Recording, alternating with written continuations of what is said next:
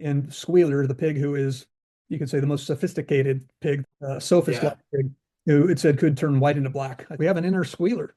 We have an inner Machiavel that helps us rationalize. So both in 1984 and in this book, like the language thing, it's almost like it just hammers you over the head. Like, Yeah. look how easily language can be manipulated. It is simple, and it's designed to be simple enough so that you see it in Animal Farm. You think, okay, that's obvious, but then you got to go to the next Yeah. step, which is the humiliating one to Yeah. think, okay, how often am I falling for this shit? The host of Joe's Great Books is Joe Sharkey. He teaches at the University of Washington, Tacoma, but is not speaking for or sponsored by the UW.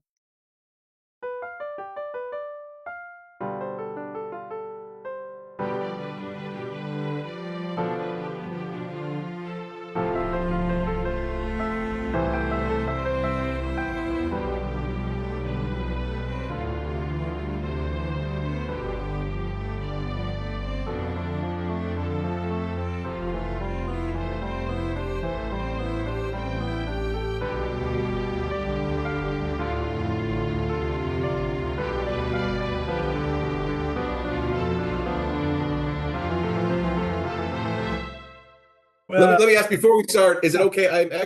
I don't need to do it, but I have my nightly whiskey with me. So should I not have my whiskey while we're talking? Is that, I don't know what your rules are about this. No, drink up, man. The kids will think we're cool if you drink. You're writing. Okay, there you go. Nightly whiskey. Okay, good. Yeah. This is embarrassing. It occurred to me that when I was first doing it, that I would just have a beer and I would just progressively drink as the podcast went on, because I figured that I would be hilarious by after about an hour.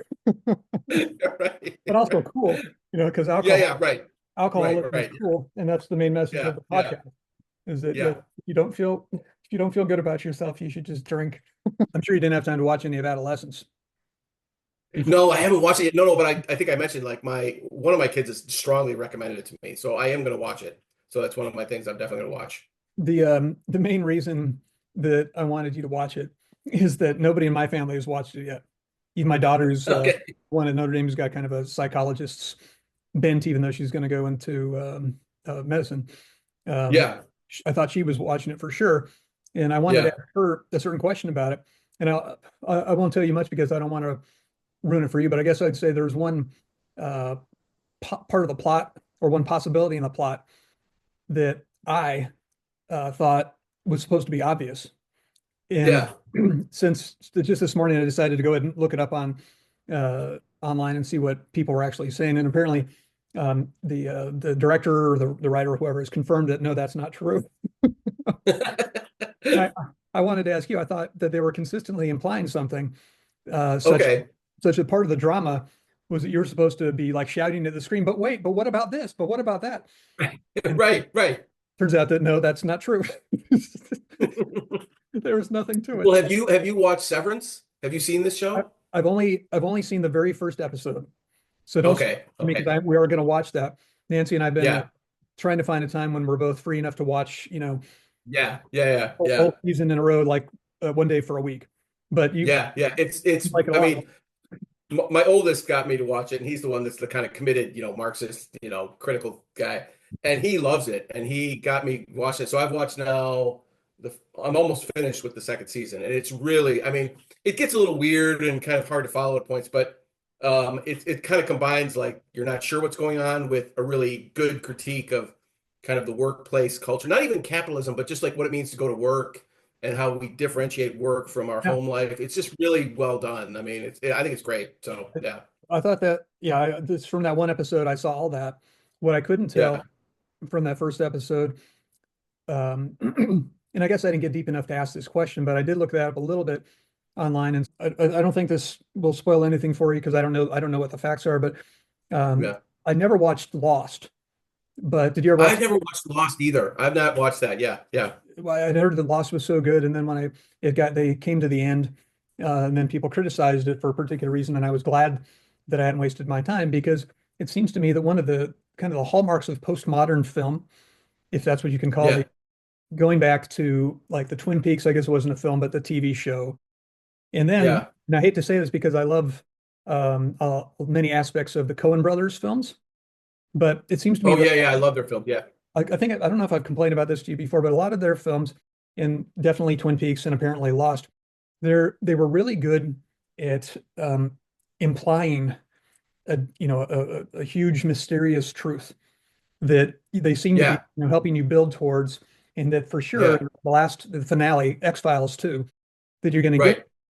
And as far as I could tell in Twin Peaks, it just turned out that he just had some weird, quirky ideas at the beginning, and Yeah. no idea what was, the grand explanation. And there wasn't. Yeah. Right. At the end, they just said, Right. "Oh, fuck it." And Right. Right. that's what I Right. heard about Lost, and I was like, "Thank God I didn't watch that." And in the Coen brothers, Yeah. I mean, there's I think there's some profundity there, and it could be in that case. Yeah. It's possible that I just don't get it yet. Maybe someday we'll talk about Coen brothers and you explain it to me. But Yeah. Well, I don't either. No, I don't either. oh, you can't. I'm with Okay. you on that. I Because don't fully get them always. one Yeah. of Yeah. my lit professor buddies who retired abandoned me at UW Tacoma about, I don't know, probably 13 years ago now. But one Yeah. of the reasons I got hired in the first place, he and the other guy that were a cabal to get me hired, they both retired, so I'm solitary. But he thinks there's more to the Coen films than I can see, and so that's one reason I think, okay, he's a Okay. smart guy. But we haven't really talked it through, and at least when we first started Yeah. talking about it, he didn't have a whole lot for me right off the bat. Anyway, finally to bring it home is I can't stand shows like that because it seems to me that um, they're I don't know, it's for me it's like this a radical postmodern post-truth Yeah. post-sentence world in which they think that there isn't anything except hints of profundity, Yeah. answers, or truth. And so we're just going to make Yeah. money off of you by pretending that there is, and then getting up to the end and saying, nah, fuck it. So anyway, that's apparently what happened in Lost. What I read online is Yeah. not what happens in Severance. Okay, So that's good. I Okay, don't know if good. Good. you're only 2 episodes to the end. I don't know. I mean, I hope that doesn't, and that's just an opinion, so I don't even remember where Yeah, I saw yeah, it. yeah.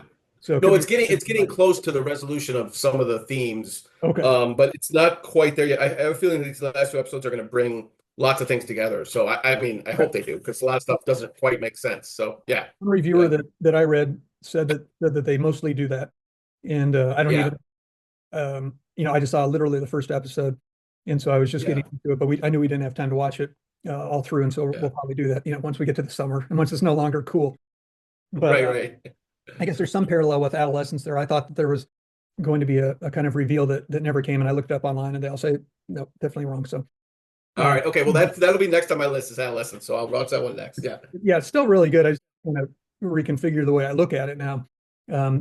But it's very cool. It's one thing that you'll notice right off is it's one of those video, I don't know, movie TV shows where they do everything in one cut, where it's just a kind of a roaming camera that follows you around, and it's like you're Oh, yeah. following them around, and it's fun. It's Yeah. like Yeah. if you've ever read Mrs. Dalloway by Virginia Woolf, the A way her long time ago. Yeah. Yeah. video. Okay, Yeah. if most people, if you're not in lit, you've probably read like To the Lighthouse, and then maybe Mrs. Yeah. But for Yeah. a international relations guy like you, that I can see why you read it. But anyway, the very beginning, you have what's kind of like a floating or butterfly narrative perspective, where you have Okay. kind of in this person's mind or kind of over this person's shoulder, and the person will pass by someone else, and then suddenly now you're in this person's mind, and it kind of Oh. like the ball kind of, it's like I don't know, butterfly floats from perspective to perspective, Oh, which is cool. kind of Okay. fun. And so it's kind of like that in Adolescence, Yeah. because you're just following someone down, the high school hallway, and two people are talking, and then while they're, when the cop is talking to a counselor, and then suddenly you'll switch from the cop with whom you've been for, the first 50 minutes of the show to the counselor, and the cop will Yeah. walk Yeah. off, go live his life, and then you Yeah. might run into him later. So like in 1917, if you saw that film, it was, did you ever see that one, 1917, the movie? No, I've not seen that one. I know about it. I know. I mean, I've read about it, but I've never seen it. No. That's one where I first saw, I think where most people first saw the all-in-one take, or one shot. The way I learned the all-in-one take was actually again from my oldest, and so we watched Goodfellas, and Goodfellas has got one of those scenes where there's an all like that just move through the bar, and like Okay. and he's like, "Do you realize how important this is cinematically?" I'm like, I don't know what the hell you're talking about. I just like Okay. watching Goodfellas. He's So really into film and photography and stuff, so he pays attention to that stuff. Which once I've seen Goodfellas again, I'm like, okay, that is kind of cool. The way there's a single take, they don't interrupt it, and it just kind of keeps going. And so I guess Scorsese does this in a number of his films. I didn't really know this, but that yeah, goes all the way, yeah. that technique goes all the way at least back to Goodfellas. Okay. Yeah. But I think 1917, I think not the whole movie because there's an intermission, but I think it's like the first half and then the second half. I got to do it backwards for you. First half and then the second half. But Yeah, you're right. I would think when I watch those shows, at least when I watched that movie, it got me kind of nervous because I'm like, I'm thinking I'm the actor in, like the 25th scene of the show. And I'm Yeah, like, yeah, what if yeah. I cut my lines? So they have to go all the way back and Right, do the right. whole thing Everybody's again. got to start over, So right? Right. there's got to be some way they just, Yeah, with hyper precise editing that they just make it go, they make it flow. yeah. I can actually do this on my shit podcast and make it look like, Right. if I'm like that for Yeah, yeah, 5 yeah, minutes, right. I can just You're cut right. through and make it Yeah, look like I only said for 1 minute. And you yeah, can't right. unless you look really closely. Anyway, Yeah. that's Okay, before we start, I also want to ask you, what's the house situation? What's going on? Are you guys, last time we talked, you're slowly getting there? What's happening now? we're simpatico. I was just about to tell you that real briefly because is actually being built. And for people who didn't watch podcast 6, I think. I don't know if I told you, so I did a 2-part podcast on the book of Job. And Oh, no, I've not seen that one. Oh, I want to watch that. Okay, I might have 5 to and watch that one. 6. Okay. I recorded that on a Wednesday and I hadn't put it out yet. This is like, I think a year or so before I actually put out any podcast because I was trying to build up at least, 6 before I started. Yeah. And then my house got burned down on the Sunday. Right. I was like, That's very Jobian. You're right. Right. was I being a little bit too rude when I talked Right. about, Right. how mean and scary Yeah. God was and how Job actually does Yeah. lose a part of his faith in that book? Because people always talk about it like they read chapter 1 and chapter 2, where he says, Yeah. Yeah. I came into the world naked, I'll go out of the world naked. God Yeah. gave, God took away, blessed be the name of the Yeah. Lord. And then maybe they jump ahead to like chapter 38, because 38 to Yeah. 42 is when the whirlwind comes down. But Right. from 3 to 35, it's nothing but Job bitching about the problem of evil. Right. And And he's his denied. friends telling him that it's your fault. Either it's your fault or, Yeah, like, right. so I'm sure you had 3 friends that are like, Joe, it's clearly your fault that the house burned down. Right. So anyway, so here is the house is almost, you can see they got the framing up. Oh, So nice. it's Cool. Okay. well Yeah, I on can its see it. way. Yeah. And after Yeah. only 3 years. Yeah. Wow. Fucking Wow. Jesus. never get Yeah. your house burned down. The woman is in jail for Yeah. like 90 years though, so we're happy about that. I was thinking about doing a short podcast showing the fire up and then flashing to me and saying, thought bubble saying, worst course evaluation ever. That would be good. I like that. Yeah. I'm so glad it's like, please don't let it be a former student because Nancy Yeah, was right. Yeah. very upset with me. All right, Yeah. so Yeah. thanks for asking about all that, and we'll talk Adolescence when you do it and Severance when I do it. Okay. We could, Good. All right. Yeah. yeah, I think people like this kind of chit chat. I mean, they like it when Glenn Lowry and John McWhorter do it, right? And so I don't see any Yeah, right. And we're like them. we're Exactly. Yeah. we're Yeah. exactly the same. So Animal Farm, Yeah. how shall we go about it? This is George Orwell, author of 1984, most famously, but Animal Farm, pretty famous in its own right. And it is it's a kind of allegory where whatever shows up in the story, to understand, you have to connect it to what's out of the story. You have to match the things up in order to understand. So it's didactic. And Orwell was writing it in 1942 to 43, I believe, during the time in World War II when the English and the Allies were allied with Russia and Stalin. And so apparently he had a hard time getting it published, even though he was a well-known author Yeah. that published things before then.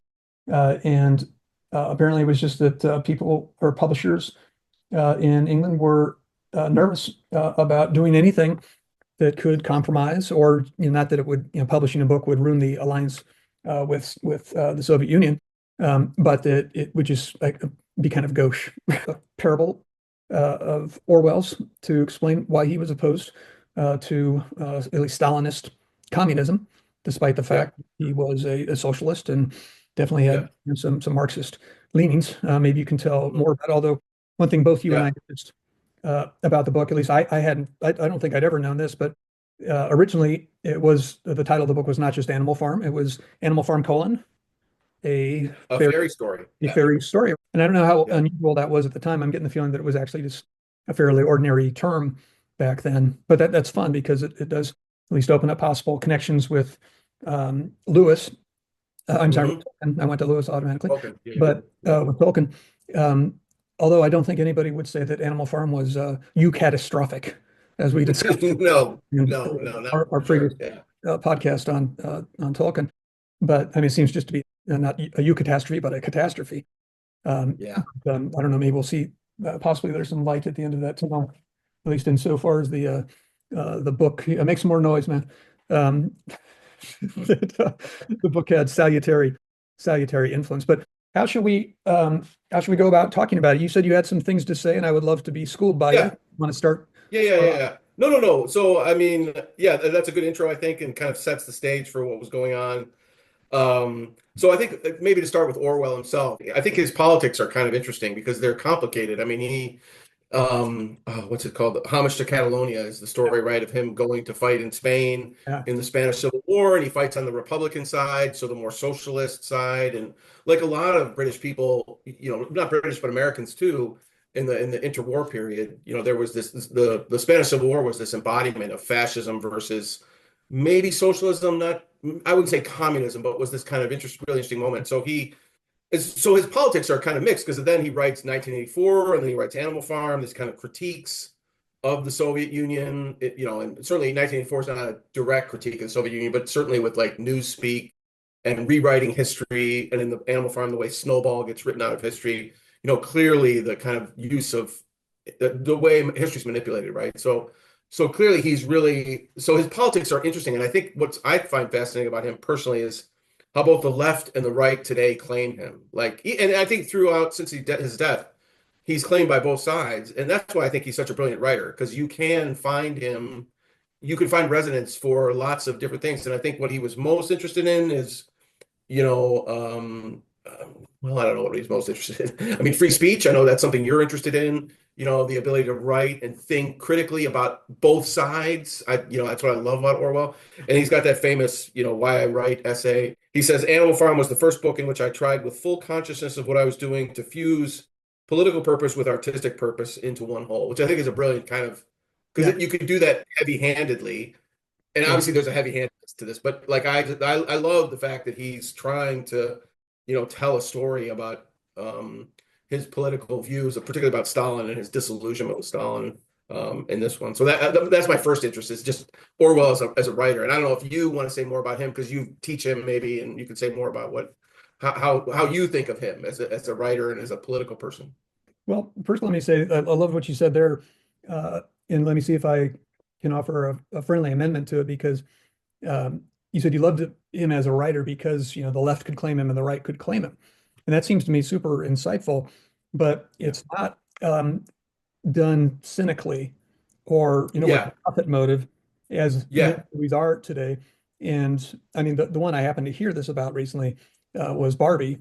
And I don't know if this is true or not. I went to Barbie. I thought Barbie was fun.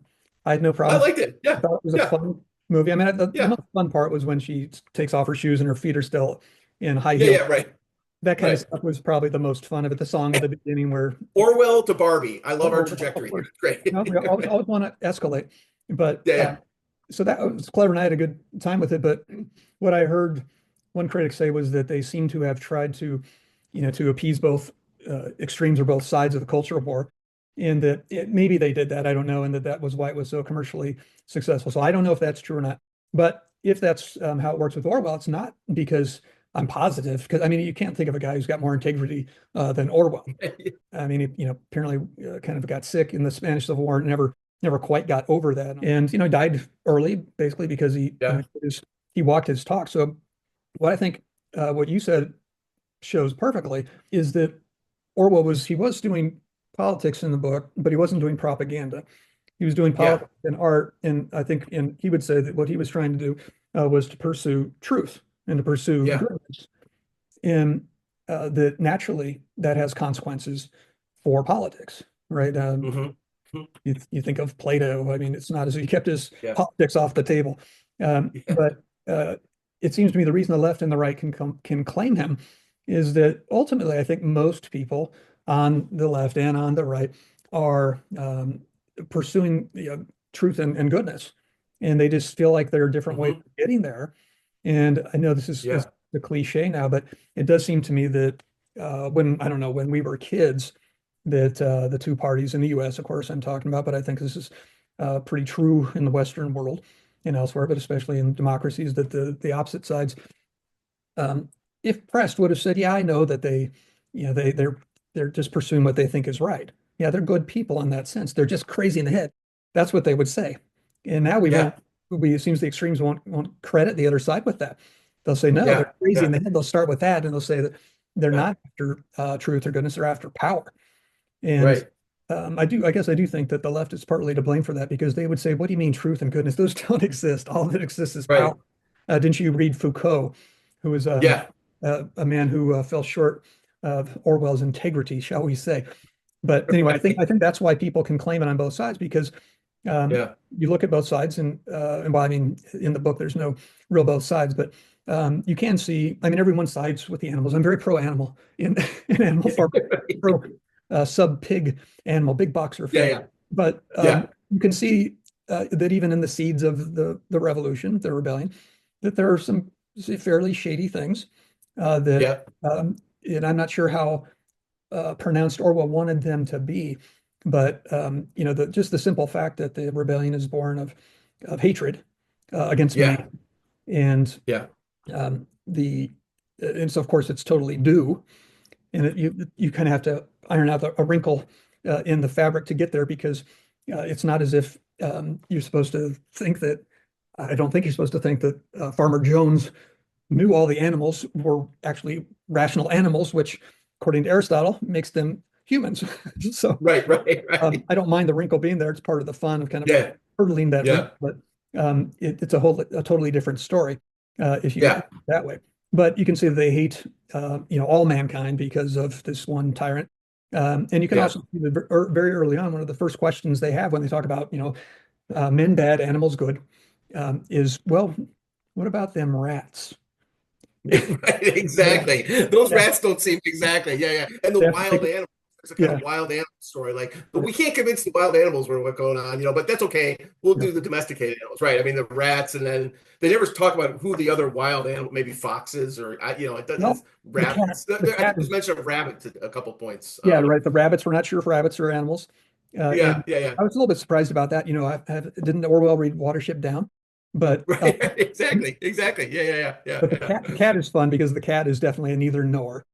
It's Yeah, yeah. And the wonderful. other one that I think is fun is the donkey, Benjamin. Like he's Benjamin just is like, great. I don't give a crap what you people think. Like you are so fooled by all this, and like Yeah, I think he's one of my favorite characters. Just a yeah. skeptic kind of like, you know what? So I love him as well. Yeah, yeah, He's the cynic, and he turns out to be right, of yeah, course. And yeah, yeah, yeah. When he he's seems to pointing to be Boxer going away in the glue van, he's like, "Look, you see what that is?" And they're like, "No, no, that's not." Yeah, yeah. he's the one guy, So the one animal that realizes what's happening, that he's been taken to the knackers.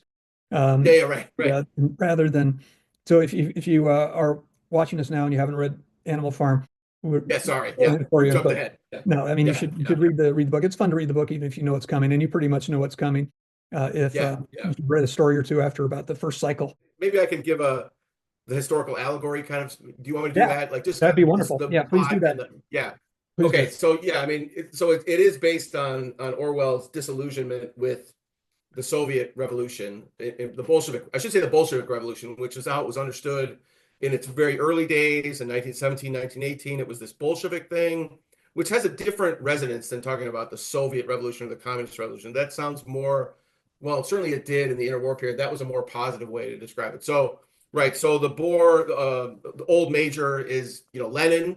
I had first, I think when we talked originally, I thought maybe that's Marx, but I don't think it's Marx. That's not Marx. It's Lenin. So Marx doesn't really appear in this. So Vladimir Ilyich Lenin, the leader of the revolution, the one that brings communism to Russia. I don't want to go too far into the political dimensions, but Marx, for instance, did not think that Russia was a place where the communist revolution would take place. He thought actually America Huh? or Britain or maybe Germany, because Russia was not developed enough. So Marx's Oh, whole fascinating. idea was that you have to go from feudalism to capitalism and then to communism.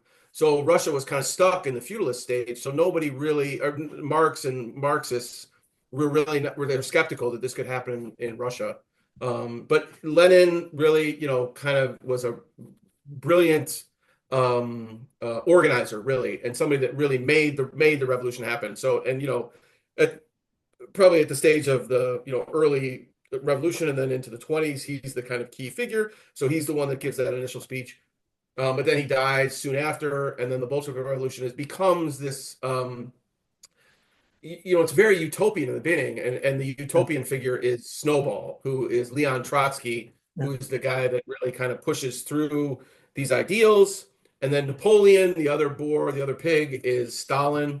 And Stalin was kind of a thug, really. He's this guy that he really he was a man of action, and somebody from I think he was from Georgia originally, and really somebody that just wanted to get the revolution going. And I don't think he was a dictator originally. He was just somebody that was the guy that was on the ground fighting people and doing stuff. Whereas Trotsky was the intellectual, thinking about ideas and writing stuff. So you clearly see that in Orwell's study.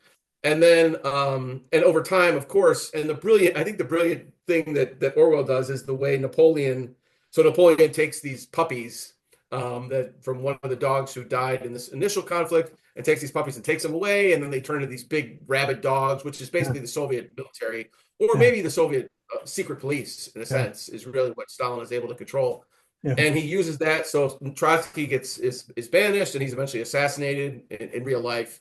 And we don't know what happens to Snowball, but he leaves. And then the figure of Boxer really represents Boxer really represents the working class, the people that really work hard and believe in the revolution. They believe in this utopian ideal. So he's that. You've got other interesting characters like what's the horse the woman who goes off and likes sugar, and I can't remember her name now. Mollie. Mollie, yeah. So Mollie's interesting because she's like the the artistic class who want to flee to Europe, and they're like they don't really want to spend time with. They like being lauded in European capitals and singing opera and all this kind of stuff. So there's a lot of Russians who left, obviously, and then so those I think are the kind of key characters. The interesting one is the farmer, right? Jones. I mean, he's supposed to be the czar, I think, clearly, he's the czar who gets overthrown. But I think what's interesting, what Orwell does, is he makes him a drunkard, which, that makes him morally problematic. He's morally bad in a way. So Orwell clearly saw the initial stages of the revolution as a good thing, and the utopian ideals in the revolution were really positive.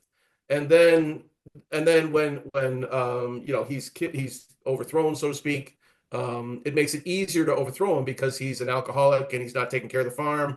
In the same way the czars were not alcoholics, but they were clearly interested in the good life and all sorts of other things. So decadent, exactly. So that's the kind of struck. And then of course, as we see, that Napoleon over time takes more and more control, rewrites the laws that are on the building. They set these laws up, and in the very end of the story, they become like humans, i.e. they become like the capitalists or like the czarists that they'd overthrown. So it's definitely a brilliant study of that revolution.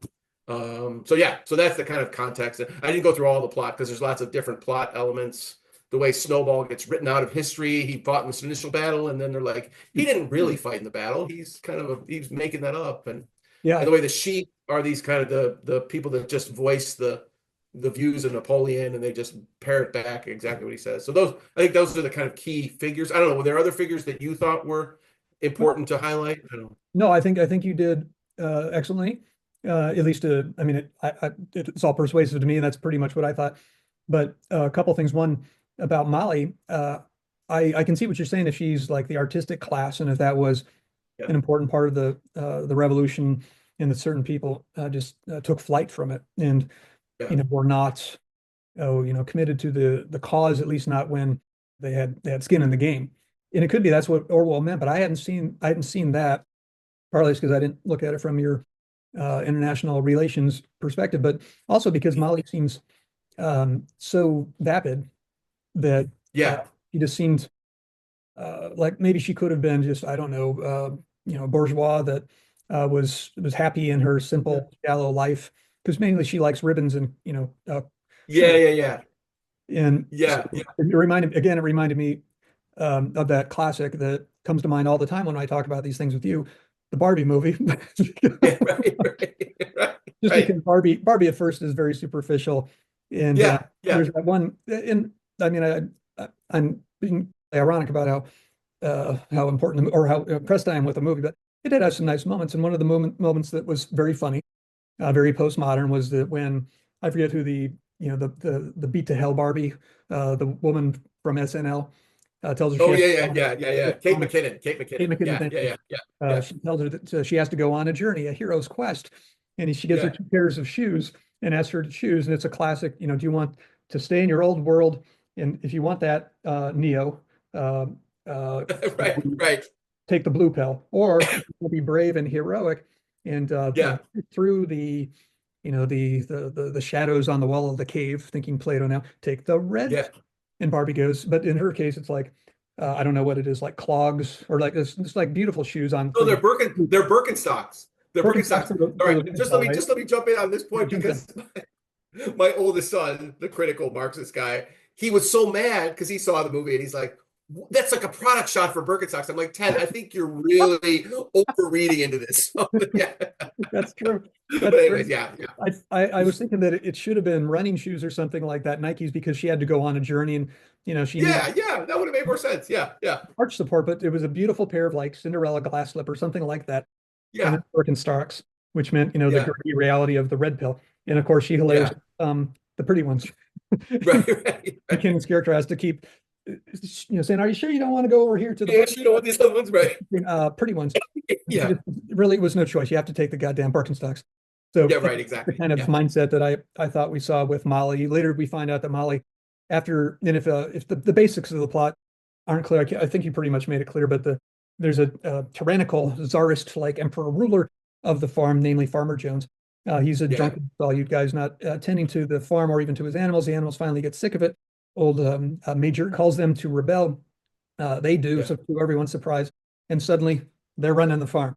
And yeah, hilariously, they managed to do it despite having farmers on the right and the left. And they're trying to pursue this utopia of a farm owned by everyone, to which everyone yeah, contributes according to his ability and takes according to his need. And yeah, for a certain time, they seem to be getting there. But of course, what happens is the Who song, whatever it's called, "Don't Get Fooled Again." Uh, yeah, New boss, same as the old boss, because the pigs, who are smarter than all the other animals, yeah, progressively take control, constantly reason with the animals in a way that is most of the time entirely irrational, or it has a kernel of yeah, reason, but then they spin it out into irrational consequences for their own greed for power and luxury. And they go through yeah, cycles of suspecting maybe that things aren't all well on Animal Farm, and then falling under the spell once again until we get to the end that you mentioned. And I'll just read the very last uh, line or paragraph here. And there's kind of a haunting passage before that maybe I should go to first, because it gives you the full punch of it. It gets to a certain point where the life in the new utopian farm is actually, especially for the hardest working animals, no better than it was under Jones, and for some of yeah, them even worse. yeah, But the pigs are pretty fat and happy. Everybody else is yeah, yeah, right, right. extremely skinny, and Yeah, so they hear about these business deals that the pigs are making with the farmers on the right and on the left, and that happens progressively. Orwell's very good at giving you a trail of breadcrumbs, or escalating bit by bit. yeah, And then the way that happens, with real live government corruption, oftentimes it's just yeah, little breaches of the law, say, and then another breach, and then a better one, and you're pretty much acculturated to it by the time they do something really radical. No yeah, commentary there of any kind. But anyway, uh, at a certain point, they realize that the pigs are having a meeting with the farmers on both sides. And formerly Napoleon, the Stalin pig, had been playing them off against one another, but now they're both there, and they're inside the old farmer Jones's dwelling, the house where yeah, animals were never supposed to live, although the pigs took up residence there pretty quickly. The other animals sneak through the garden and look through a window to see what the hell is going on. At dusk, after a hard day's work, they heard a terrifying neighing of a horse from the yard. Startled, the animals stopped in their tracks. It was Clover's voice. So Clover is the female horse, kind of the counterpart to mhm, Boxer, who at this point has been sent off to the knackers, as Benjamin yeah, uh, yeah, braised everybody. So she neighed again, and all the animals broke into gallop and rushed into the yard. And then they saw what Clover had seen. Paragraph break. It was a pig walking on his hind legs, yeah, yeah, yeah, yeah, yeah, which is a funny moment because it's a very kind of Twilight Zoney, yeah, Black Mirror moment. And it's like, by that point, it's like on page 88 of a 90-page book, you're seeing yeah, things from the animal's perspective. And to yeah, see at this point, when one of their main commandments, something like their golden rule, would be yeah. four legs good, two legs bad. Two legs bad. They Right, right. revise it later. And so you see the pigs Yeah, to be men. It's almost like I saw it this time through as like, from an animal's perspective, like, oh my God, what a ghastly thing to see one of us on two legs. Right. Right. Right. Exactly. They're they're going over. They're making a transition, as is probably Yeah. already clear. It turns out that then Napoleon comes out and he's walking around. He looks a little bit more confident on his back hooves than the first pig, Squealer. Squealer's a great character too. And they Yeah. find Yeah. out he's Absolutely. Yeah. carrying a Yeah. whip. He's got a whip. I wonder what he's going to use the whip on. So Right. Right. then the sheep that you mentioned who were always trained to be the voice of the overlords and to sing Yeah. out songs or just to use the heckler's veto when anybody tries to object. They just start to bleed out. Four Yeah. legs good, two legs bad, four legs good, two legs bad. You have to imagine in a sheep like that so that you Yeah. can Yeah. say anything. And then by the time they stop, people give up. So they're perfectly cast the sheep for this role. It's the metaphor we use, people that just do what the shepherd tells Yeah. them, especially if Yeah. they have a Yeah. sheepdog nipping at their heels. But Right. at this point, the sheep burst out into a tremendous bleeding of what turns out to be a new slogan: four legs Yeah. good, two legs better. Better. Right. Not bad, Exactly. but Exactly. better. So it goes on for minutes and they finally settle down. Later, the animals sneak in. I think I jumped the gun. Now they sneak in to the garden to see what's going on inside that meeting that I talked about. And they see the men together with the pigs sitting in chairs around a table, playing cards, making deals, Yeah. talking about how they Yeah. have common interests because really what unites them all is the labor problem. Right. Right. Exactly. There's always a misunderstanding that the pig bosses and Yeah. the bosses weren't part of the same party, essentially. And so then we're like a paragraph to the end that the animals just walk off in a stupor. But then they hear a violent quarrel in progress. Quoting, there were shoutings, bangings on the table, sharp, suspicious glances, furious denials. The source of the trouble appeared to be that Napoleon and one of the other farmers, Mr. Pilkington, had each played an ace of spades simultaneously. Wonderful, It's like playing euchre amongst us. but cheating like Matt. Yeah. Right. Exactly. Yeah. He doesn't cheat. He's just so good he seems to cheat. Anyway, the Exactly. last paragraph is 12 voices were shouting in anger, and they were all alike. No question now what had happened to the faces of the pigs before the animals had been saying. There's something funny about the faces of the pigs. I can't quite make out what's going on. Final sentence. The creatures, the other animals outside, looked from pig to man, and from man to pig, and from pig to man again. But already it was impossible to say which was which. So Yeah, yeah. that It's was, a brilliant ending. Yeah. yeah, So go let on. me jump in about the ending because there's a couple interesting things I wanted to just that struck me, especially as you're reading it, reminded me of a few things. So one is, and I didn't know this. So as I said, I was watching the cartoon, which was made in 1954 on about Animal Farm. And I read, of course, I'm looking at on Wikipedia about the movie, and it was actually funded by the CIA. So the movie was Yeah, yeah. made because there was a kind of critique of clearly a critique of the Soviet Union, but in the movie there is a different ending. In the Oh, ending in really? the movie, which I haven't, I mean, I watched when I was younger, but I don't remember now, so I'm gonna have to go back and watch it after we talk. The the pigs, Napoleon gets killed. The dogs all are drunk, and all the other animals kill Napoleon, and there's a kind of different happy ending that takes place because Napoleon and all the other pigs have turned into these human type people things. So there's an interesting way in which the U.S. government in the 50s, clearly as part of the Cold War, wanted not to privilege Stalin too much and show Stalin getting killed by his own people. So that's an interesting Fascinating. alternative ending So that it's I didn't. I just 54? like his wife, Orwell's wife, had sold the rights to this company, which she didn't know was controlled by the CIA. Which that's kind of an interesting kind of element to So the that ending was story there. the cartoon was 54. 1954, yeah, so not that far after. It's only like 9 years we're talking. And That's this is, fast. just as the Cold War is really heating up, this is the moment when it's just because, Yeah, as we know, right? I mean, Stalin was in World War II, Uncle Joe to the right. US and to the British. He Good was old like Uncle the Phil. good guy. He's helping them. And there's a lot of evidence that says the World War II would not have the Germans would not have been defeated if it had not been for the Soviet Union. They're the ones that really pushed through and really, they're the ones that attacked Berlin. They kind of dominated it, and without them, the huge loss of life they had. So that's an ongoing, lingering Well, issue. But that's an interesting thing that there was this radical shift, this worry about communism and the creation of this movie. So there's a very different ending that takes place in the film. That's fascinating. And now, isn't it true that Hitler did something like what Napoleon had done before by trying to, or by wasting his resources by invading Russia, and the Russians just keep dying but retreating and fighting back, and you just Yeah, you yeah, don't tell absolutely. Russia Yeah, about yeah. it. Hitler, like, there's a lot of evidence that says that the Germans would have won the war had they not had Hitler as their leader, because he Yeah, just kept, like, he wanted to devote all these resources to killing all the Jews and the Holocaust, and like, and then all these crazy, like, attacking Russia because they were Slavs and they were evil, they're not true Germans, and so clearly, like, he's the reason they lost the war in many ways. But yeah, yeah.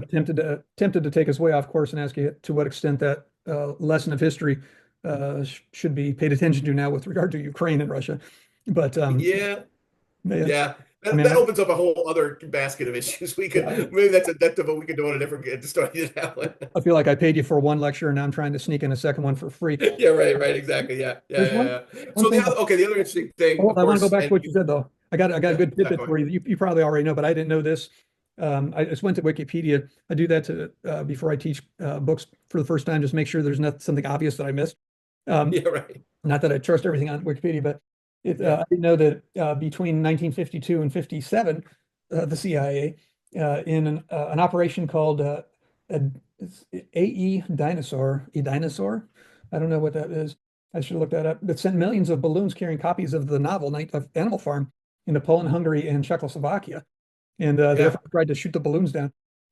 yeah, So I wonder if it was the rewritten version with yeah, the yeah, yeah. animal coup on. Well, no, no. I think it was the written version, and there was a lot of, so the things I read, and I read a couple things about this, mainly from this edition that I've got, the Penguin edition, the Classic edition, the appendices, and the interesting thing is that it wasn't clear to the U.S. how they're supposed to treat this novel, because it's a direct critique of Stalin, and it's not really a critique of communism, because the ideals of the utopian revolution in the beginning, nobody wants to question that. Like, Boxer's this brilliant character who's just a good horse. He's just working hard to really, improve society, and he believes in the ideals of the revolution. The old Boar in the very beginning, he's a good guy. He's Yeah, like, like, yeah, this is the ideal of what we want. They yeah, create the song "Beasts of England" that they sing, which then eventually gets eliminated. yeah, Like, they get rid of the song because the correct, song is too controversial, right? right. So there's a weird way in which I think Orwell is really articulating an idealized version of socialism.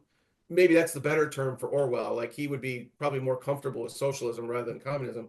Yeah, So I think the US government wasn't quite clear what to do with this. So they were promoting it because yeah, it's a critique of Stalinism, it's a critique of dictatorship, but it's not really a pro-capitalist story, because in the end, as you said, you read that great passage when the farmers from other farms are around and they're all working with the new farm, the animal farm. They're working with, and they changed the name back to Manor Farm, and right, right. so it's a way and this is what happened with the Soviet Union. Eventually, they had to kind of deal with the West.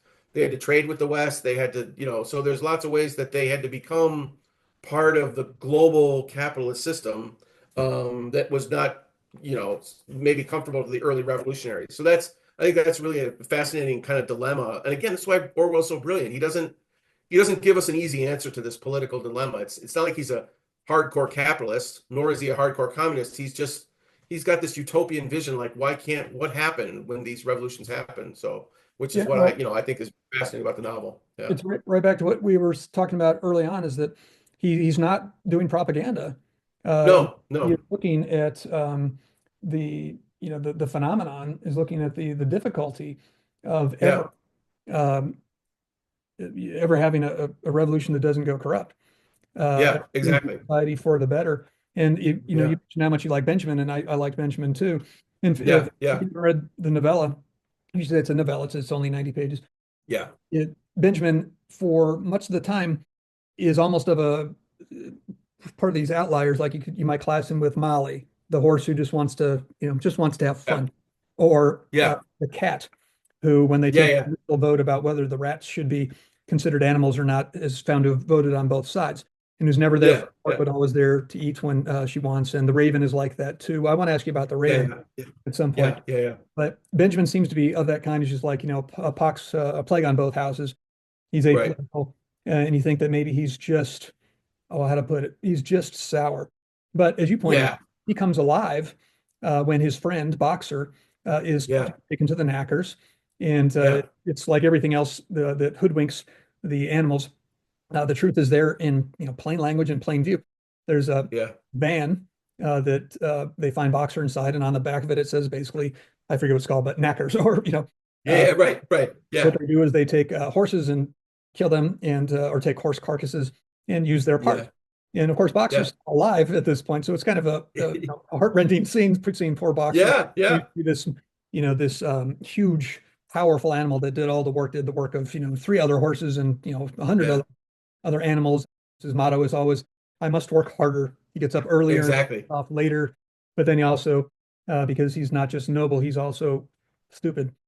Says Yeah. Yeah. Napoleon, Yeah. Yeah. Yeah. Stalin is always right. But anyway, Benjamin Yeah. comes alive when he sees that, and he can read, really rings the alarm bell. So anyway, the reason I bring that up is just because of what you said. It could be that by the time Orwell had finished with the Spanish Civil War and felt that, I mean, he felt that he had some hopes for communism, I believe, but he felt that they had totally Yeah. betrayed the cause, right? Yeah. And he didn't fight for, he Yeah. fought for a workers' party group Right. in Right. favor of the republic, right? But Yeah. he was disillusioned basically by everything, and so it could Yeah. be that if you're looking for the internal author, it could be that it was Benjamin, at least at Yeah. that point Absolutely. in I, Orwell. I I think that's probably the right reading of Benjamin. The other thing, there's just one beautiful scene, I think, before it's earlier in the novel, maybe the middle of the novella, and where Orwell says that Benjamin, as grumpy as he was, would oftentimes just eat in the fields with Boxer, and they would not talk to each other, but they were just friends. And it's just like you're like, oh, that's heartbreaking when you see what happens to Boxer and how Benjamin reacts to that. It's just like, oh, because Benjamin's this sourpuss guy, but Yeah, he clearly has this connection to the guy that's super working hard. And the other thing is about Benjamin, like he doesn't, at the end of the day, he stops working. He's like, I'm done working. I'm not going to do what I, the Boxer does. Like, I'm finished working. I'm, like, I'll do what I need to do, but that's about it. And, like, he just is this. So I think you're probably right. That's maybe that is Orwell. Maybe Benjamin is Orwell. He's like this kind of, I don't know. I I think just I'd thought about like while that. we were talking, so I don't know Yeah. if I Yeah. would Yeah. go for that. I mean, I always think that most characters are projections of the author, one possible way of looking Yeah. at the Yeah. world for the author. Not always, but in some cases. So Benjamin seems like one possibility that maybe Orwell is not wanting to land at, but maybe he does. Yeah. And he did one other thing I got. I believe I also got this from Wikipedia. Maybe I shouldn't badmouth it so much. It's some good information. Is that apparently in a preface to the 1947 Ukrainian edition of Animal Farm, he explained how the communist purges in Spain taught him, quote, how easily totalitarian propaganda can control the opinion of enlightened people in democratic Yeah. countries. And I do Yeah. think, Yeah. yeah, we could talk about that for a long time about Yeah. the Yeah. US and probably the UK. The thing about Benjamin is that he is, in some ways, possibly. I'm thinking of that scene you just reminded me of when he just sits and kind of after work and just kind of drinks a beer, not really, but hangs out with Yeah. Boxer. Yeah. Um, Yeah. and he, as you said, Benjamin works exactly what he is required to do and no further. Boxer works Yeah. way more than anybody. And it's like Yeah. Benjamin understands him. And my guess is that Benjamin, when he was just a wee donkey, that he maybe had some of that idealism, because one Yeah. good definition of a satirist or a pessimist or a cynic is an Yeah. idealist who's been disillusioned. And Yes. Yes. so Benjamin reminded me of this character from, and I think it's from a Shakespeare play. I think it's from Twelfth Night. I haven't read it in so long. I'm not even sure I've got the right play, but one of the fool characters called Thersites. Mhm. And I'm thinking Thersites might be from Troilus and Cressida. I'll have to go. Yeah, I think Festi is Twelfth Night. I think Troilus and Cressida has Thersites, but I have to go back and look. I haven't read either of them for 20 years. Anyway, it just occurs to me thinking about Benjamin that those people are actually idealists, but they Yeah. were decades ago. But they've lived so long. Yeah. Benjamin keeps saying, you could say one of his main refrains is, "None of you animals has ever seen a dead donkey." Says we outlive all of you, and I've lived this Yeah. long, Yeah. and I understand the way of the world, and I can see where this circle is going. Right? Yeah. Yeah. It's not a Yeah. vector. It's a circle. It's coming back, and it's going to be Right. fooled again, hope fooled again, hope fooled again.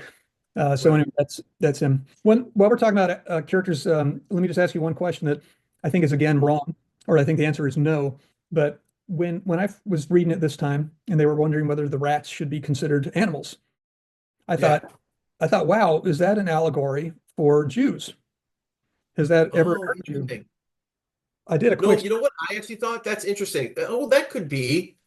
My thought, and this was not just the rats, but the wild animals as well, was it's the kind of colonies, so the colonial world, so to speak. It's Uh, like they're not ready for revolution and they're not really interested in it. And this would be a fault of Orwell, right? Because quickly in the 50s and 60s, that's the decolonization movement throughout Africa, Asia, Latin America, the Middle East. I mean, this is when these countries, and a lot of them really adopt kind of socialist, communist approaches.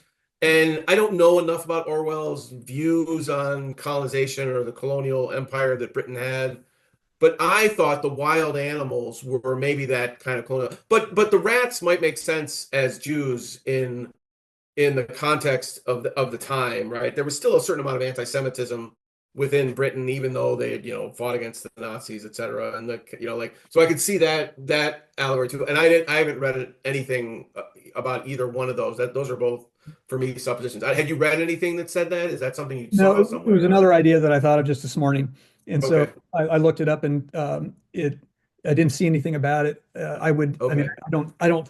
I'm not suggesting that Orwell was anti-Semitic. I thought that No. when I first thought of it, I thought Orwell might be suggesting, like, even in the seed of the revolution, that there's already a Yeah. little bit of, well, the seed of its downfall, because even right off the bat, Yeah. we weren't sure who counted as an animal. Uh, Right. Right. Right. Right. the rats. I mean, I know that of course, the Nazis associated the Jews with rats, with vermin, and Yeah. they Yeah. they had, what was the word? Not just contempt, like this kind of thing Jordan Peterson says, but and I think he studied Nazism quite a lot in his earlier career. He says that it wasn't just contempt; it was disgust, and there Yeah. was Yeah. Yeah. Yeah. physical revulsion of something for Right. something that you don't just want to correct it or separate from Right. it or incarcerate it; you want to destroy it. And Yeah. I Yeah. was wondering if that was a kind of nod to that on Orwell's part. But anyway, I just did a quick search and saw their whole books on, like, there's one called Orwell and the Jews. And so I'm thinking, okay, I'm not going to figure that out by, in an Yeah. hour. Yeah. Yeah. That's a bigger project, right? I Exactly. thought Yeah. Yeah. Yeah. I'd raise it. I'll look it up, and I'll let you know if I see anything fun about it. Yeah. Anyway, Yeah. Yeah. did Yeah. I take you off your game? Do you want to go back to it if you weren't finished? No, no, no, no. So I think the only other thing I thought was interesting to think about, which I think I sent you a note about when we were originally talking about this, was whether or not this is just about the Russian Revolution or is it about revolutions more generally. And I think that's what's interesting about Yeah. the story.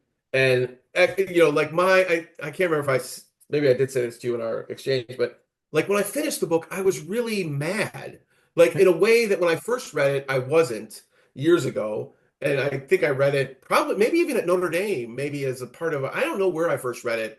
I Hmm. don't think I read it in high school. I think I would have read it at Notre Dame in some context. I don't know what class that would have been. Anyways, but now, now having studied politics for a long time and having studied revolutions and particularly the Middle East and stuff, and the ideals in the very beginning are you're like, oh yeah, this is good. And like Boxer, like I like Boxer, like he's a good guy, like he's doing the right thing. He's trying to do the right thing for the revolution. He believes in it. As you said, he's not real intelligent, but that's fine. And then when Napoleon takes over, you're just like, God, how is this happening? Why are people letting this happen? And so the one thing I think I mentioned that it made me think of is the Iranian Revolution. So the Iranian Revolution, takes place in the late 70s. I don't want to go into it, it'll take us down another rabbit hole, but I'll just quickly, the Shah of Iran, who was a kind of progressive ruler in the 60s, enabled women's rights, did a lot of things, but then over time, his secret police, the Savak, become more oppressive and they start to really abuse people. And then you have this figure, the Ayatollah Khomeini, who's like articulating these, really wonderful utopian ideals. And actually, the early revolution had Marxists involved. It wasn't just Islamic revolutionaries. There was a whole and liberals. There was a whole group of different political parties that seemed to coalesce in this moment in 1978, 79. But then quickly, the revolution turns into this very oppressive Islamic regime that's not really interested at all in diversity of thought. So that to me, like, of course, you can't make the same links with individual people that you can with the Russian Revolution, but to me, it really echoed the kind of utopian ideals of a revolution that lead to this really kind of sad getting taken over by this totalitarian agenda. So that was my other thing. Like I think maybe, and I didn't read anything about this, but maybe Orwell thought of it not just about the Russian Revolution, but about revolutions more generally. So I don't know if you've come across anything where he says it's not just about Russia. I don't know. I haven't. I read the part from the Ukrainian preface about how easy it would be Oh to yeah, essentially yeah, hoodwink the enlightened class. Okay, so I did read that. And the fact that the quote that you read about trying to blend his politics with his art, um, yeah, I think that that basically takes us back to what Mild saw about the great books, about classics. yeah. If it were just about this revolution, if it didn't have Right. trans historical, transcultural significance, then people wouldn't Yeah, continue. And of course, it clearly was. I mean, he said it was clearly about Stalin's USSR, but I think he yeah, spiraled out from that to yeah, principles that you see readily in other yeah, revolutions, especially the fact that you go to the Iranian Revolution, which of course goes toward to a theocracy, and yeah. there's no hint. Well, there is a hint, not of a theocracy, but there is a hint of religion in Animal Farm. And I wanted to ask you if you Yeah. had any thoughts on that. There's this character named Moses, who's Yeah, Raven, and who is kind of the yeah, literally the pet of Mrs. Jones, the farmer's wife. And he has eventually, like in the first revolution or the first battle, the coup, the Raven flies off with Mrs. Jones, who takes to her heels. But then he comes yeah, back. And the thing about him, yeah, that in addition to that, is that he's also the guy who constantly talks about this magical place that you go when you die yeah, called Sugar yeah. Mountain. Now, Right, right. Neil Yeah, Young's Neil Young, I think, is talking yeah, about childhood. The Raven seems to be talking about heaven.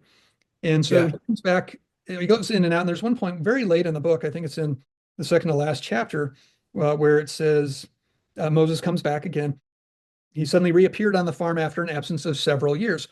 And then it says, mhm, a thing that was difficult to determine was the attitude of the pigs toward Moses, the raven. yeah, They all declared contemptuously that his stories about Sugar Candy Mountain were lies, and yet they allowed him to remain on the farm, not working, with an allowance of a gill of beer a day. Um, yeah, yeah, I, what do you see or how precise a historical parallel do you see for that? Because I thought that the yeah, Soviets were just yeah, anti-religion and would not have tolerated a Moses. yeah. Yeah, yeah, yeah, yeah. No, it's interesting. So my first when I first was rereading it, so I'm glad you mentioned it because I forgot about it. So when I'm first reading or rereading it this time, and especially because he was the wife's pet, I thought he's Rasputin because Rasputin in the time of the czars was linked with the Tsarina and like was this weird like religious guy that Ah, has all sorts of crazy things about him. But then he doesn't seem to continue. So I could be completely wrong about that. I'm sure if we Wikipedia Moses the Raven, there'd be lots of theories about him.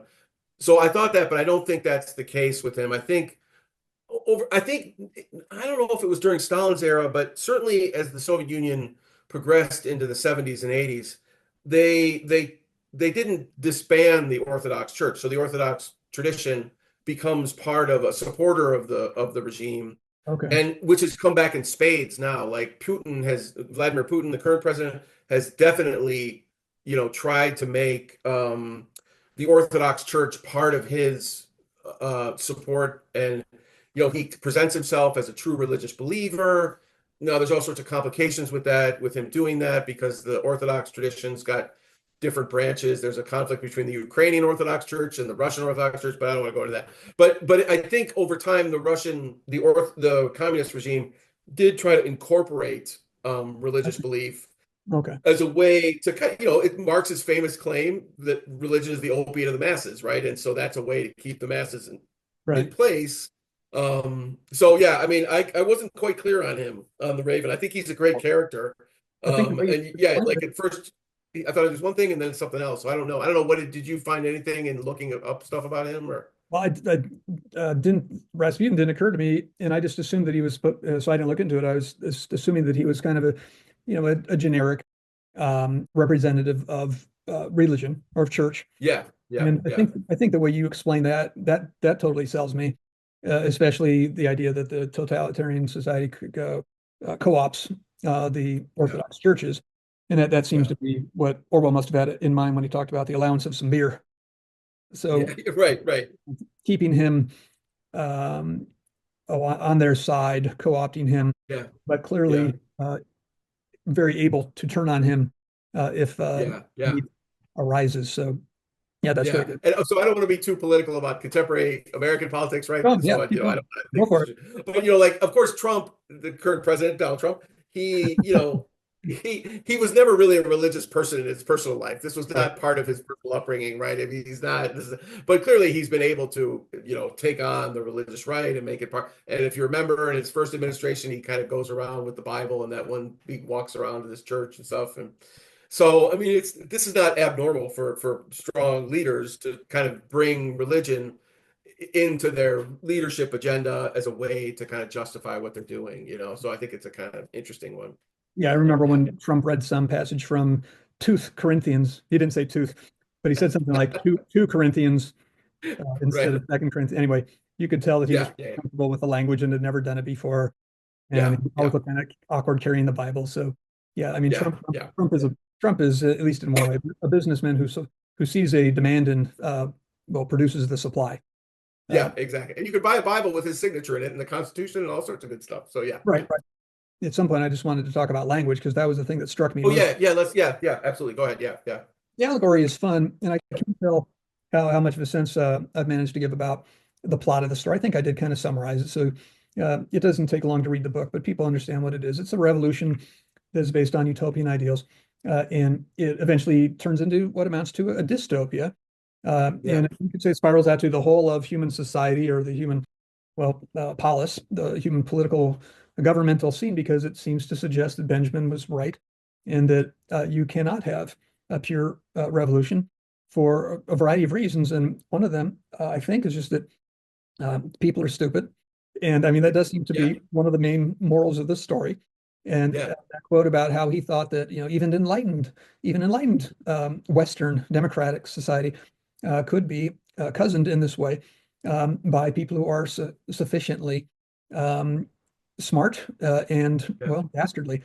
It does remind me of Tocqueville. I've only read a tiny bit of Tocqueville to teach in that free speech Mhm. class, just like part one, chapter, I think 15 and 16, but he talks about the tyranny of the majority. And it does Yeah. seem to me that is what he was uh, focusing on even in the early Mhm. 40s. And Mhm. there are all kinds of things I teach in the free speech class, like the Asch conformity experiment, where they have different lengths Yeah. of lines and it's set up so that there's one guy who doesn't know he's or doesn't understand what's going on, who just thinks he's being quizzed. And then there the other four people in the test are plants, and they all give the wrong answer, and it has to do with which line is longest or which line is the same length as Yeah. this line, and they all say the middle finger, and actually it's of course the thumb. And of course, what happens Yeah. is a strikingly dismayingly high percentage of the people know that the rest of the people were wrong, but they just don't want to stand up to the crowd. Or what's interesting, and I looked it up this morning. I think they call this something like um, informational bias. Um, Mm. and let me see. I looked up the name, but the idea uh, was that there was a certain kind of bias. Um, informational social influence is the term I saw Mhm. at one place. Mhm. That was not um, that they knew what the right answer was, but were too timid to Mhm. the disapproval that would rain down Yeah. upon them, or that they would feel if they disagree with the majority, is that they just didn't have the confidence. They thought, well, look, if all four of those Yeah. people say it's the middle finger, then it Yeah. can't be the thumb. I must be wrong. And Yeah. it seems to me that that's actually what really happens on Animal Farm, for example, with Boxer. Mhm. I mean, there's Yeah. a time when they keep they're in the original rebellion, the pig that stands for Trotsky, at least primarily. Yeah. Christopher Hitchens, I think, thinks Trotsky might have to share Snowball with Lenin, actually, I think, but I didn't. And there's Oh, okay. discussion Interesting. later. Okay. I read a Okay. while ago, but don't remember. I don't think he goes into too much detail. But anyway, they keep slicing little bits of the historical perception of Snowball's authentically Yeah. heroic actions during the original rebellion, Yeah. and it gets to a certain point where even Boxer says that's just too far. I just don't believe Yeah. that Yeah. Snowball was in on it from the beginning, Yeah. saw him fight, and Squealer, the pig who is, you could say, the most sophisticated pig, the most sophistic, Yeah. sophist-like Yeah. pig, who it said could turn white into black, I think is Yeah. the Yeah. Yeah. Yeah. Yeah. Orwell created having these kind of slogany little descriptions of character, but Squealer, you think he's finally caught Squealer out, and Boxer, of course, could just step on Squealer. You're all rooting for him to do it for the whole from page Yeah, yeah, 10 on. But Squealer says, and what's more, and I think I can't remember what they're calling him at this point, but they have given Napoleon a particular name. he's like the great leader or something. Yeah, yeah, yeah, yeah, Great leader Napoleon says it's true. And at that point, Boxer says, well, then I must be mistaken because yeah, Napoleon is always right. So yeah, that I guess that takes me into the bit about language. Um, although I'm wondering how I got off on that tangent. Oh, it's just about the way the conformity is bred. yeah, So yeah. Well, through language, you were kind of starting with language about how language does this. Yeah, yeah, yeah, way back to language, it seems that this story is like many stories, something like an opportunity for society, for human or rational animal society to start over. There's yeah, some unusual thing that happens that allows people to be in this kind of oasis where there are no yeah, government structures and they get to make them up on their own. So, I mean, you could think of Lord of the Flies, and yeah, yeah. I think that book might not have been written by Golding; it might have been written by Benjamin, because Yeah, right, exactly. Yeah, yeah, yeah, yeah, the Tempest in Shakespeare is like that too. The whole cast kind of leaves England, as it were, and goes. And it's not really based in England, but it's in Italy. But they go to a deserted tropical island or almost yeah, uninhabited island, and then they get to decide, okay, do we really need to have class structures anymore? And of course, the way it usually or the way it turns out is that the lower classes, no, we don't need class structures. Or wait, yes, we do. We just need them like this. right, exactly. We want to be the upper class. Yeah, yeah, yeah, So I was thinking about the way in which um, Orwell tells that story is that he kind of reduces everything. It's like he takes a full-blown human figure, reduces him to a stick figure, and he wants to see hmm something as it works out in kind of the most simplistic, most reduced form. And you and I are fans of Ludwig Wittgenstein. And so it yeah, made me yeah, think of how you could watch the kind of propaganda that Squealer in particular uses to cow and manipulate the masses of animals, and just kind of watch it in its most simplest or most simple of forms. And so some interesting examples of that really helps to focus just on the commandments, which yeah, yeah. The Seven Commandments. Yeah, yeah, yeah. seven to begin with. And obviously, this is a play on the commandments given from Yahweh God to Moses. Middle of chapter two. Thank you. Okay, good. So the seven commandments. Well, one, whatever goes upon two legs is an enemy. Two, whatever goes upon four legs or has wings is a friend. Charming, the bit about or has wings. Yeah, yeah, yeah, Three, no animal shall wear clothes. Four, no animal shall sleep in a bed. Five, no animal shall drink alcohol. Six, no animal shall kill any other animal. Seven, all animals are equal. So this is just a kind of delightfully simple, um, yeah, super sharp foreshadowing. Because if yeah, you yeah, know where the story is going, you know that, okay, one after another, maybe not in that order, these commandments are going to be violated. Squealer was marvelous in the way he was just so blunt about his lies. And so yeah, it was like a yeah, language game, or you could call it a propaganda game. If you spiral out from that and make it a little bit more sophisticated, you can see how what Orwell said about even enlightened democratic societies can be yeah, led by the nose. And without getting yeah, political, I see it on both sides of the political aisle in spades, probably in the last 4 or 10 years, yeah, especially. But yeah, yeah, the thing that's so funny about it is that, and almost humiliating about it, is that you can see how some of these things kind of work with you. So I guess the first one I had in mind was it wasn't from a commandment. It was just from the first time that Squealer decided to slander, in hindsight, Snowball in the war. He says, and after all, we know how cowardly Snowball was during the rebellion, the Battle of the Woodshed, I think. And yeah, Boxer says, but that's not the way I remember it. I remember Snowball as being heroic. And yeah, Squealer says, on the contrary, yeah, Snowball was not heroic. And what's yeah, more, leader Napoleon says so. So it's yeah, just yeah, kind yeah, of like a kindergarten version of propaganda where you just have yeah, the fact and then you have the contradiction of the fact. yeah, And also somebody smarter than you or with more power than you agrees with it.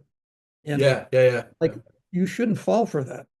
All of yeah, us, all of us bipedal, clothes wearing, bed sleeping, and alcohol drinking rational animals. I'm looking at the seven. right, right. All of us, we would never fall for anything like that, right? Right, right. So the thing is, like, so this is one of my sometimes maybe frustration or not critique of Orwell, but frustration with Orwell. So both in 1984 and in this book, like the language thing, it's almost like it just hammers you over the head. Like, Yeah. look how easily language could be manipulated. And it's like in Newspeak in 1984, it's just like, yeah, but then you realize, gosh, he's right. I mean, like so both we'll pick examples on both sides of the spectrum, right? In American politics with the whole trans debate, right? I mean, that we could just articulate and just say trans people are this versus, well, maybe what about biology, right? I mean, does that not matter? So that would be the kind of critique of the left, using language in this way.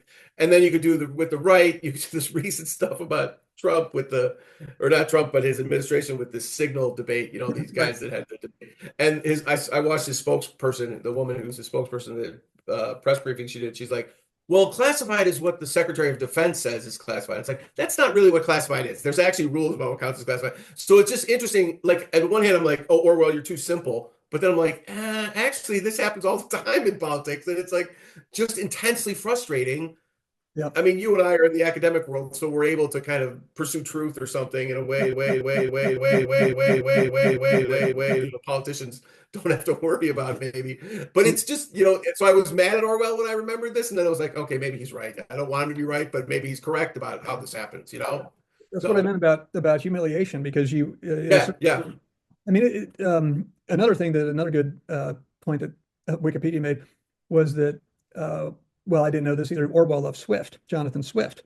And oh, I didn't know. Okay, there's yeah, quite a lot of Gulliver's Travels echoes in this book. yeah, And if you've read yeah, Gulliver's Travels, you know that it's the same kind of thing, in that the nonsense is so yeah, blatant that it's, yeah, I mean, a good definition of satire is that it is the art of derision.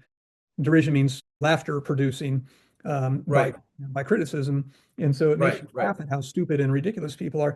And I actually was yeah, in the back of my mind thinking I might bring up the Signal scandal too, because they went through, like, I don't know how many days of the news cycle, yeah, arguing if it had been, if they had released war plans. right, Uh, right, what, right, what is right, his name? Goldberg says they'd release. yeah. The Goldberg? Is that the guy from the Yeah, the Atlantic? Goldberg, yeah, Jeffrey Goldberg is that better I the was worried Atlantic. for a minute there that I dropped after a stereotypical Jewish name. So Goldberg, I had released Yeah, it, and he said that, it's clear they were telling us about war plans, and then I don't know if it was Tulsi Gabbard or Hegseth yeah, or who it was, but somebody came back and said, no, no, no, it wasn't war plans. I mean, that would be a huge F up. It wasn't war plans. It yeah. was attack plans. Attack plans, right? Exactly. Yeah, there's a subtle distinction there, right? Yeah, yeah, yeah, yeah. Goldberg comes back and says, if it's attack plans, that's even worse. And it was just You're right, right, what I think right. happens to us in the US and maybe in the UK is that you just see the bickering, and it goes back and forth. Yeah, It's so inane, and both sides are so inane that you yeah, end up almost never voting for a party, almost always yeah. voting against the party that you think deserves it worse at that moment. Right, right. And it's partly because you just get so fatigued and language gets so decayed.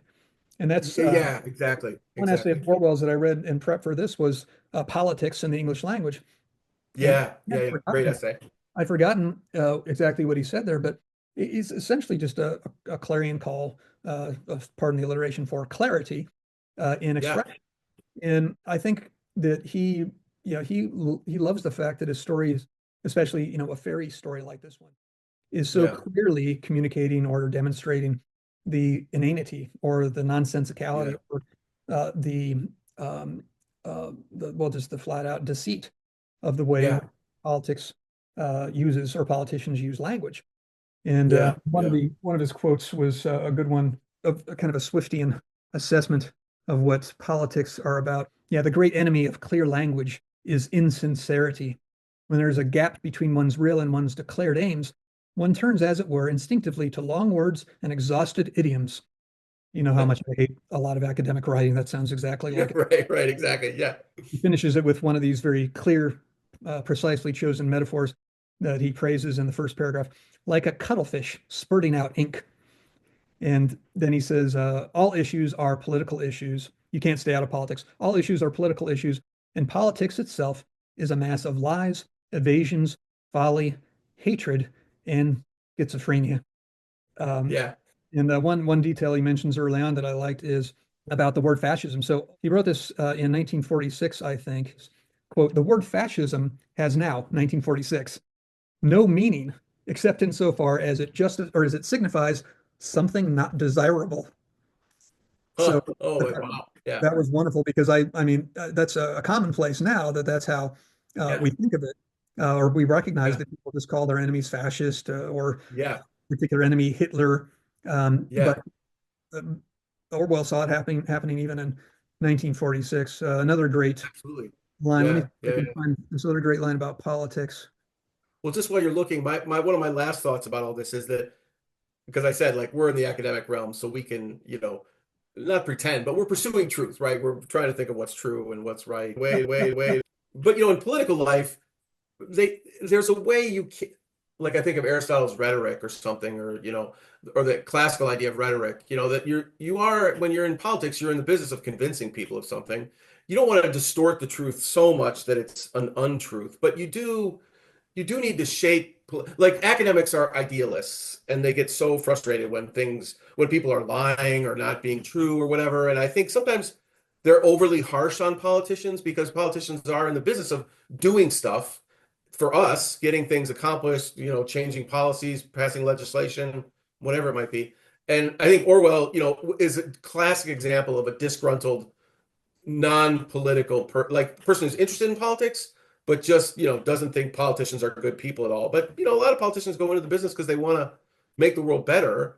yeah. And they're not distorting language, they're using rhetoric in that classical Aristotelian sense, right? And so I don't know, I'm not sure where I sit with that, but I do think I'm sympathetic to that political need, I guess. So That's a great reminder, Tony. Thank you very much for being so anti-Benjamin at this point, because yeah, I do think that is true, or at least I guess I would go so far as to say I do have to think that's true. I do think that must be true. There must be right, that go right, into it out of idealistic drives and that still try to do that. It does seem that yeah, as we get increasingly polarized, that there's basically a yeah, pure test. Um, yeah, uh, well, you either stand by your principles and end your political career forever, or you yeah, bend a little bit, you rationalize and say, I got to bend a little bit so I can come back later. yeah, And yeah, that we are in kind of a sad state, and that yeah. what Orwell thought back in his time. I found that one quote about language. Oh yeah, yeah. I'm not going to leave your point to the side, but I may actually. Well, I'll tell you in a minute. He says, in our time, political speech and writing are largely the defense of the indefensible. Oh, okay. Therefore, Yeah, political language has to consist largely of euphemism, question begging, and sheer cloudy vagueness. Um, yeah, yeah, That does seem true to me. With yeah, yeah. referring to stumblingly a minute ago was that if as I've kind of teased out what I thought Orwell was doing with language, I think I got Hmm. back to the dark, depressed, disillusioned idealist uh, path. But it seems to me that when you get to that moment where you have okay a brand new game, right? You can Yeah, animals have this possibility to create their own society as they see fit, and the language is basic, and the government is basic. So you have a language game, you have a government game. This is like two of Aristotle's definitions of a man, right? Is a man with a logos, so a rational yeah, animal, and therefore an animal that has language, thoroughly developed yeah. language. And then also a language or a man is that creature which is part of the polis, right? Is a political creature, a political animal too, right? Right. You got like these two essential seeds, and that even in the simplest early moves, you can see how it will spiral out into Yeah, big problems. Uh, yeah.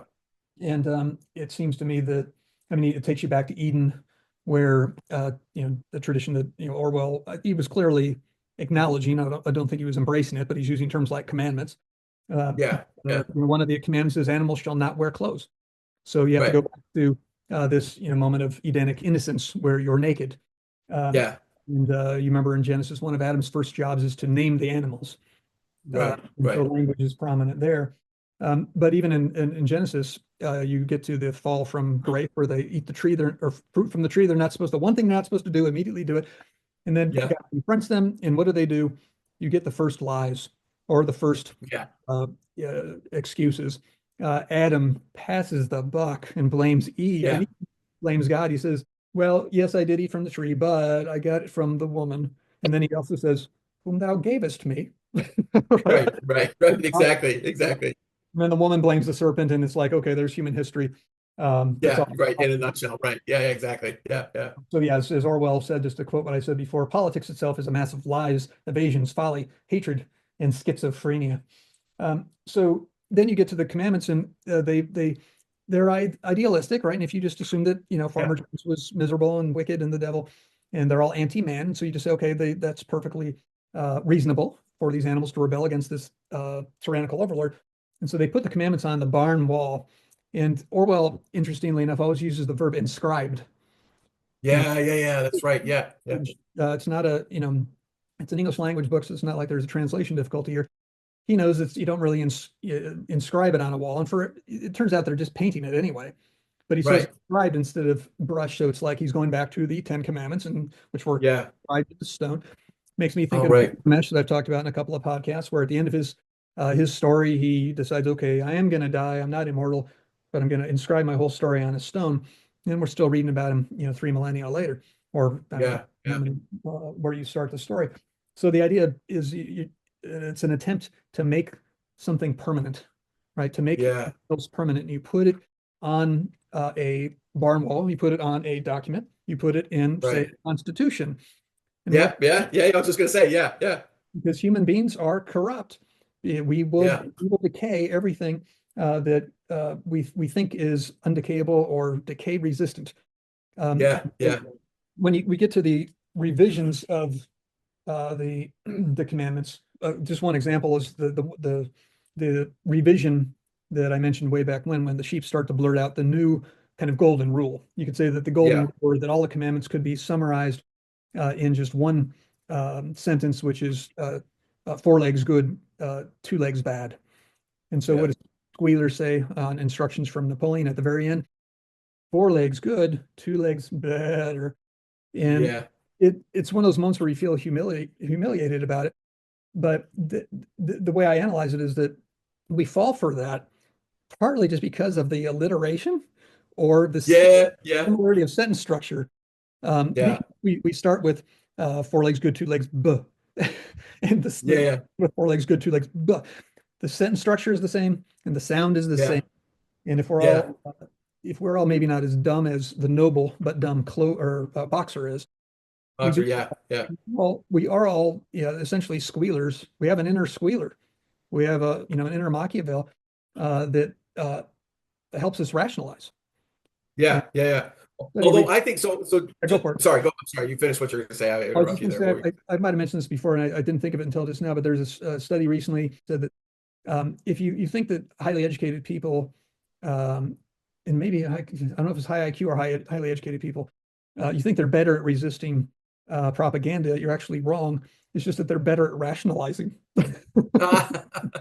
Right, exactly. Yeah, yeah, yeah, yeah, yeah. Tim, what were you So, going to okay, in terms of rewriting the Constitution, so to speak, the commandments.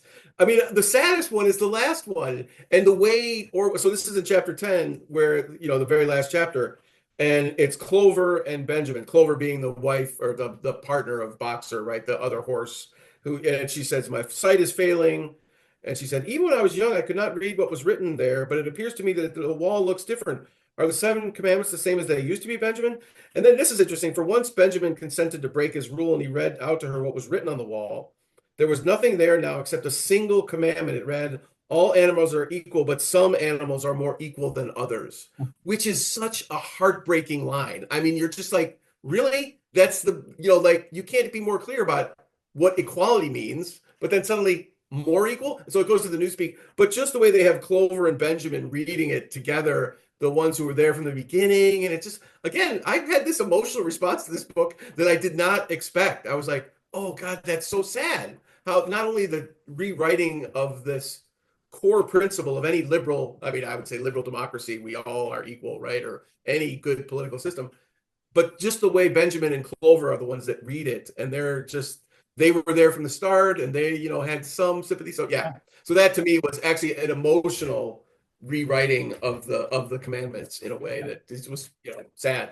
Thank Yeah, you so much for rescuing the podcast from having completed without reading that line, which yeah, if yeah. there's one line you're not going to miss, that's the one. So, That's the one. Yeah, yeah, well, and yeah, you could see I'm kind of going through my notes, which are fairly messy, but that was one of the other examples that's really fun because and you explained it really well. It's such a subtle change. All animals are, Yeah. and then the next sentence, you've got almost the same thing.